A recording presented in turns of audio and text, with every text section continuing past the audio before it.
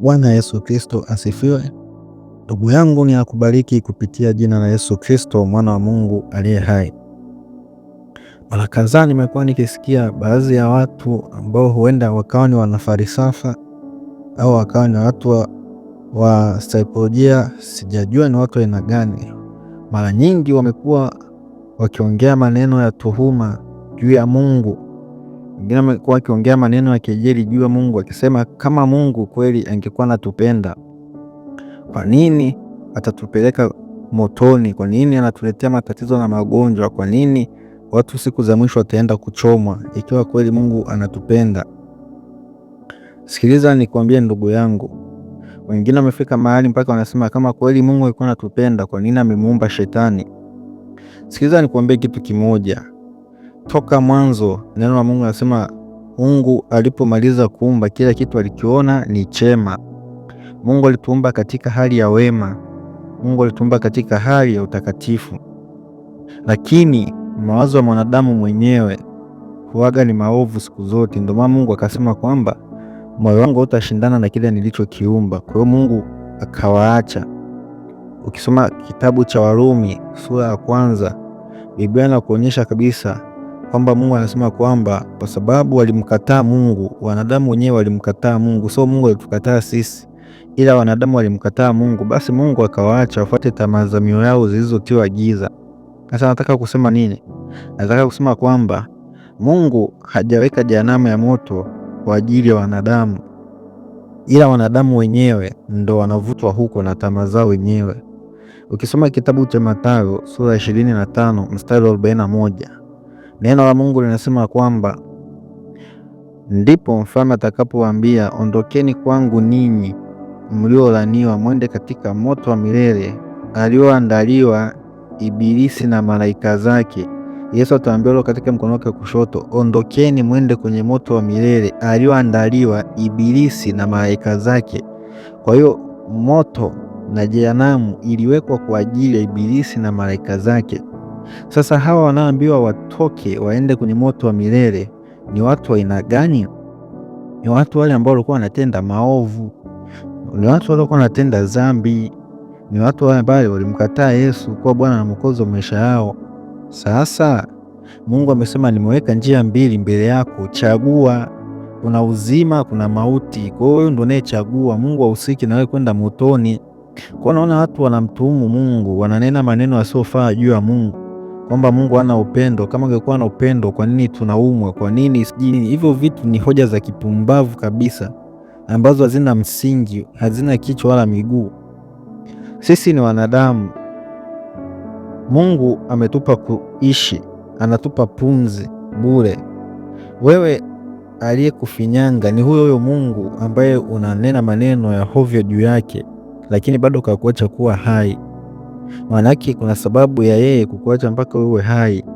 Lakini watu kwa kuwa ni viburi, wana shingo ngumu, bado hawataki kugeuka, hawataki kutubu na kuziacha dhambi zao. Lakini mwisho wa siku kila mtu atahukumiwa kulingana na matendo yake. Kila mtu atahukumiwa kwa haki, maana Mungu atahukumu kwa haki. Kwa hiyo sasa ndio maana kaweka njia mbili mbele yako. Kwa hiyo wewe utachagua. Kwa hiyo watu wanaosema kwamba jehanamu ya moto Mungu ameweka kwa ajili ya kutuchoma wanadamu, Mungu hakuweka jehanamu ya moto kwa ajili ya kuwachoma wanadamu, ila aliweka jehanamu ya moto kwa ajili ya Ibilisi na malaika zake.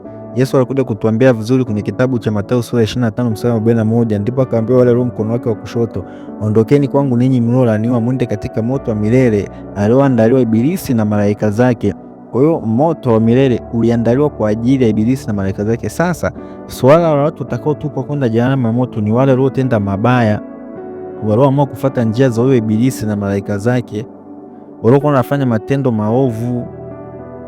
Hao ndo watakaofuata mkumbo huo wa kuingia huko, lakini Mungu hahusiki. Kuna mtu kwenda motoni, ila wewe mwenyewe matendo yako ndo atakao kupeleka huko. Kwa hiyo ndo maana Mungu akaona vema, akaupenda ulimwengu, akamtoa mwanawe pekee, ili kila mwaminie asipotee, bali awe na uzima wa milele. Sasa kwa kitendo cha wewe kumwamini Yesu Kristo, maana yake unapita kwenye njia ya uzima, maana yake umeikwepa jehanamu ya moto. Sasa hapo unamtuhumu vipi Mungu hakupendi, ikiwa amemtoa mwanawe pekee kwa ajili yako ili wewe utoke kwenye njia ya mauti uingie kwenye njia ya uzima? Ndio maana anasema mamwaminie mwana ametoka katika njia ya mauti ameingia uzimani. Sasa shida iko wapi? Mungu anahusika vipi na wewe kwenda motoni ikiwa tu njia ya uzima amekuletea? Amemtoa mwanawe pekee msalabani, amekufa ili wewe umwamini uende mbinguni. Unamlaumu vipi hapo Mungu? Amehusika naye kwenda motoni kivipi? Ikiwa neno la Mungu linahubiriwa, ikiwa Mungu kachilia vipawa na kama kwa watumishi wanahubiria kila siku, acha matendo mabaya. Mwisho wa siku unataka utende maovu, ufanye dhambi zako, wetu usiende motoni.